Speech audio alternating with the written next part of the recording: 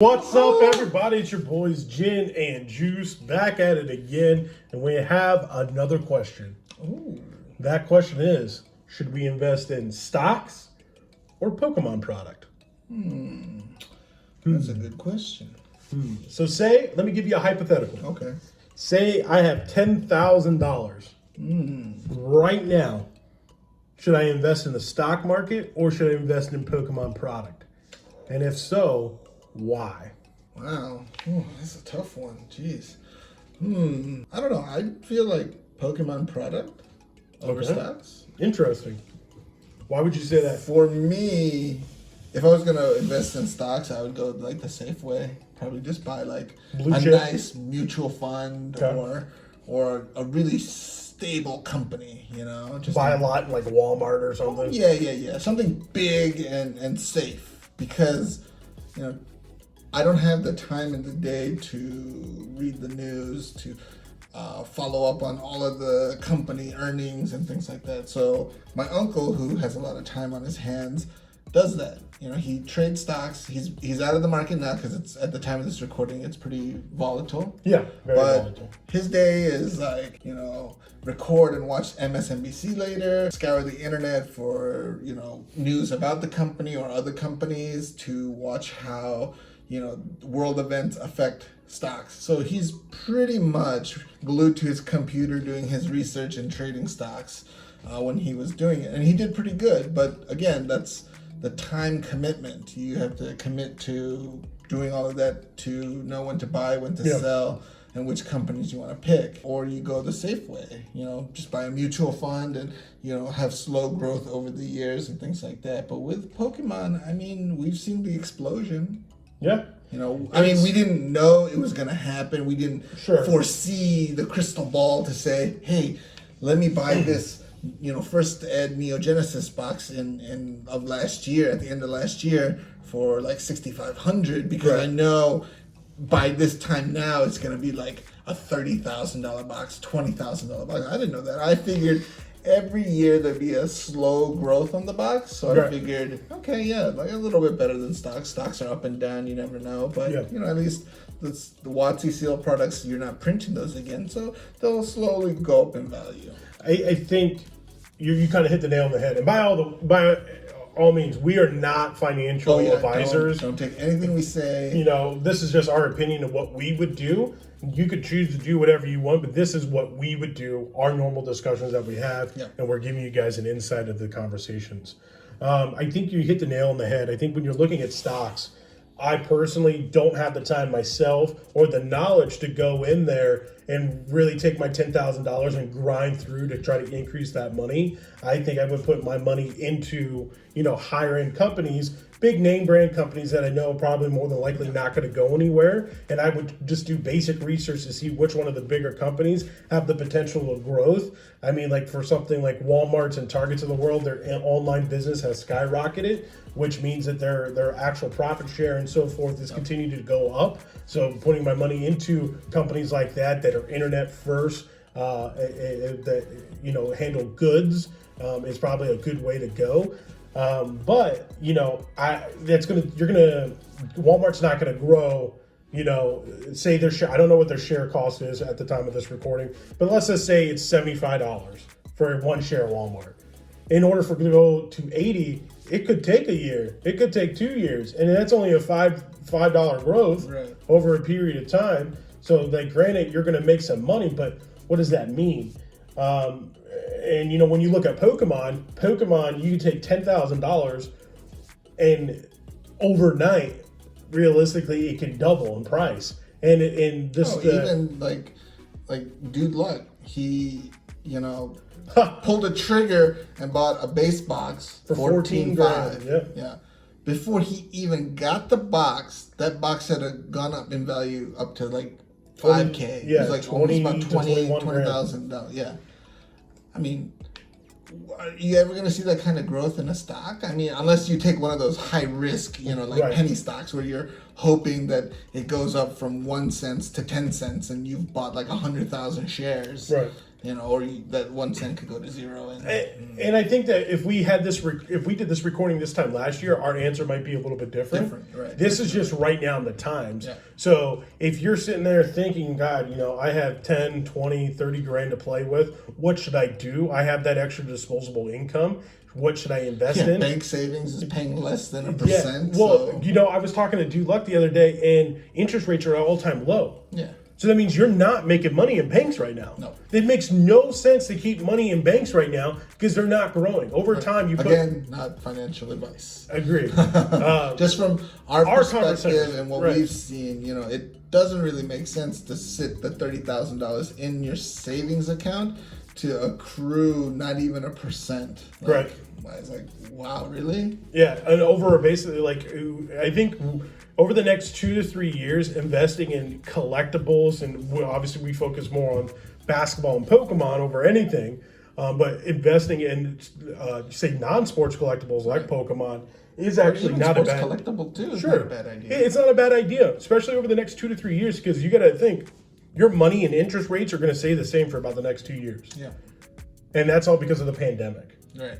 Well, after the next 2 years, we might have a different, outlook on what we were going to do. But for us, it makes perfect sense to put our money into something like Pokemon because of the rapid growth, the stability of it, because it's stable. Yeah. I mean, the Pokemon itself is a $90 million or $1 billion, whatever the number is. Yeah. Your boy Logan Paul was shooting it out, which is kind of cool. And I know you guys, some of you guys are up in arms about that, but at least the dude did his research. Yeah. To give him credit, I mean, if you're looking to do something similar, I mean, investing in Pokemon is not a bad move. Pokemon is simple. Yeah. Pokemon is very simple, and a lot of you people, I think, overthink it sometimes. When you're looking at Pokemon, you got to separate the two. And what I mean by the two, modern product and vintage product. Yeah. Two different types of markets. Yeah, we're only talking about vintage product for investing. Yes, we do a little bit of modern and stuff like that. We'll save that for another video. This video, we're strictly talking about taking $10,000 of our own money and putting it into vintage product. What can it do? Yeah. And when you're looking at vintage product, it's very simple as this. The older the vintage product is, the rarer it is, the more value it gets. Yeah. The more you get to the modern stuff from the vintage, this is the oldest box, the more you get to that closer and closer to the last vintage box, more than likely, depending on what it is, in this case, the boxes itself, it kind of goes like this in value. Because the very first box of that first edition Shadowless box is now over 200 grand, pushing probably 400 grand. And the last box is Sky Ridge, which is probably around $40,000, but there's a nice little curve. Yeah. So you can talk about the EX series, which is very short, printed by Nintendo. So there might be some value there, but then you get into the Diamond and Pearl and those eras, and there's always that risk, as we've seen with modern, with Ultra Prism, Unbroken Bonds. There's always that chance that there will be a reprint, and then what's that going to do to the value? It made no sense that they reprinted Ultra Prism the other day with those blasters. Right. Like at Walmart, where you can go pick up those blasters. Why? Why? I'm going to invest into something. People are like, well, you're mixing collecting and investing. At the end of the day, if you're one of those people that don't care about the investment side, this is not for you. When I go to collect, I'm collecting something I'm passionate about, but I also want to collect something that's going to have some type of value. Right. Where I've come from in my own life, I've had absolutely nothing. I'm not going to sit there and collect, rocks. That's just not my thing.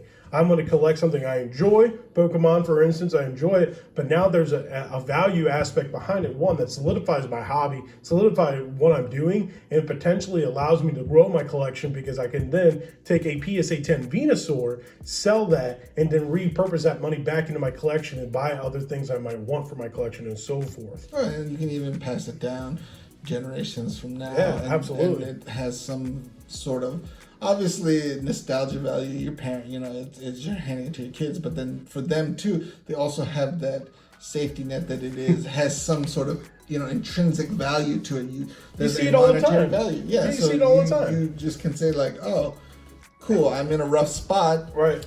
Okay, I'll sell one card just to pay a bill. Right. Something like that. You have that option. How many times have you all seen where someone's grandparents let them something. They're on Pawn Stars, they're on something. Like, oh, my grandfather used to collect these, are great, but I don't like them now. I want to go ahead and sell it. That happens all the time. The same thing that goes with Pokemon cards and so forth. At some point, whatever item you're collecting is going to be a item of selling to someone. Whether it's you pass it down, whatever it may be. So I would get that mindset out of your mind. Plus, it's a physical item. Yeah, and just see it as, okay, this is a physical item. It's tangible. I can find out based on Pokemon itself has not dropped in a sense of value in a very long time.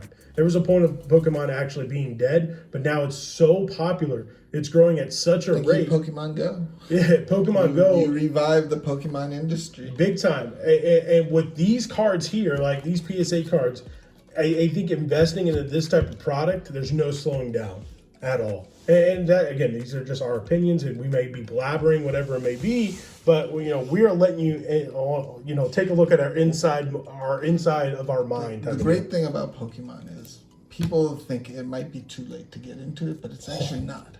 Pokemon is still very young. Yeah. And a great example is if you compare it to other collectibles and things like that, art and stuff like that. Baseball's been around for hundreds of years, 100 plus years. Fine art obviously has been around for generations. Yeah. And Pokemon is only, I think we're about to approach the 25th anniversary next year. Yeah. That's going to be a huge year. It's still in its infancy. So if you think certain cards are priced out right now, I mean, 20 years down the line, when this is like another 25 years, when this is like 50 years, 100 years, what kind of prices can that card get?